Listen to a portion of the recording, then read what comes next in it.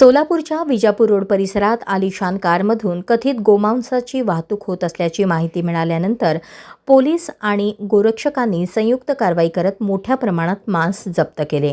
MH03 AM 0346 क्रमांकाच्या Ford endeavour कारच्या शोध घेत सापळा रचण्यात आला होता. सोरेगाव परिसरात वाहन आढळल्यानंतर त्याचा पाठलाग करण्यात आला आणि सैफुल परिसरात वाहन ताब्यात घेण्यात आले.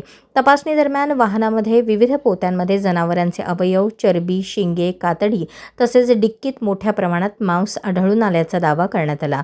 या कारवाईत सुमारे 1 टन मांस जप्त करण्यात आल्याची माहिती समोर आली आहे. या प्रकरणी चालक फैजान मुन्शी आणि अरबाज शेख यांच्याविरुद्ध प्राणी संरक्षण कायद्यानुसार गुन्हा दाखल करण्यात आला असून वाहनही जप्त करण्यात आले आहे.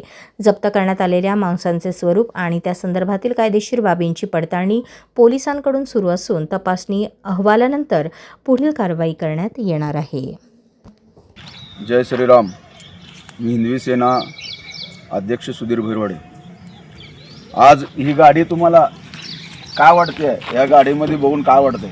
लोक येत असतील चांगल्या गाडीतनं, माल येत असतील, लोक चांगल्या घरचे लोक येत असतील असं वाटते. परंतु या गाडीमध्ये गोमांस आहे, आपल्या गाईला कापून आणलेलं मांस आहे याच्यामध्ये. आता या गाडीचा नंबर बघा, MH03 AU AM 0346. ही गाडी प्रॉन गाडी आहे, एकदम हायफाय लोक ही गाडी वापरतात. या तुम्हाला सगळं दाखवतो काय काय कसं काय या गाडीमध्ये माल आणलं जाते, केलं जातं. लोकांना काही कसं काय हे लोक आज यांनी कुठून हे माल आणले, काय आणले याची चौकशी लावली पाहिजे. हो, आता इथं पूर्ण माल आहे, या पोत्याने सगळा मांस आहे, पाय आहेत. हो का, कसे पाय बघितला का? गाईचे पाय तुम्हाला दिसतात काय? आणि खाली सुद्धा येत आहे. आज त्यांना कुठलीही कायद्याची भीती राहिली नाही, काय कुठल्याही कायद्याची भीती राहिली नाही, काय राहिली नाही. बिनधास्तपणे हे कुठल्या कत्तलखान्यात कापून आणतात, काय आणतात माहीत नाही.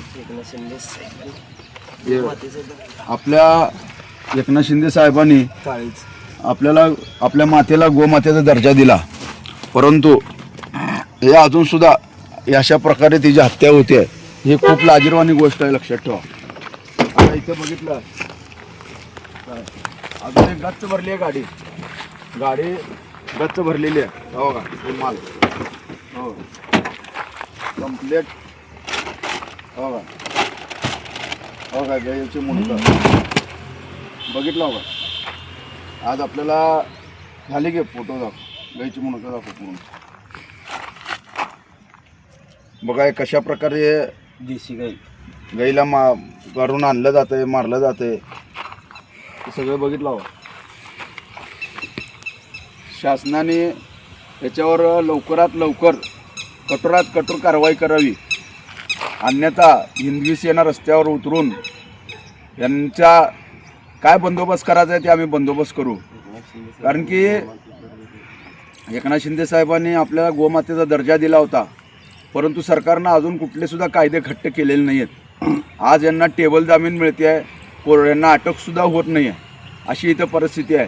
कारण की यांच्या इथल्या पोलीस खात्याची सुद्धा मानसिकता नाही की या खोलामध्ये जावं, यांनी कुठून कापून आणला, किती गाई कापला, कोण मालक आहे, कुठल्या कत्तलखान्यात कापला आणि कुठून विक्री करून घेतला. यांना कुठलेही पोलीस खातं शेवटपर्यंत जात नाही आहे.